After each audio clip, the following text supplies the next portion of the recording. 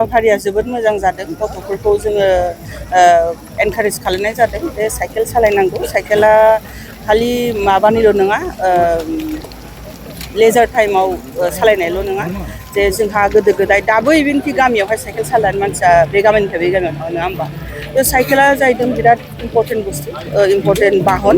बियो मानसिनि देहा फोसाबनायजों लोगोसे प्रदुषन मुक्त खालायो आरो जोङो साइकेल सालायनानै गावनि देहाखौ फाहामनो हायो। क्या बोलेंगे? ये तो बहुत अच्छा वो है, स्टेप्स है कि हम बच्चे लोगों को अभी से यंग जनरेशन को प्रोत्साहन करें कि आगे के दिनों में साइकिल को अपने सिर्फ चलाने का लेजर टाइम में ये नहीं है, ये की तबीयत लोगों की हित भी में अच्छा होता है, स्वास्थ्य में अच्छा होता है, फिजिक में अच्छा होता है।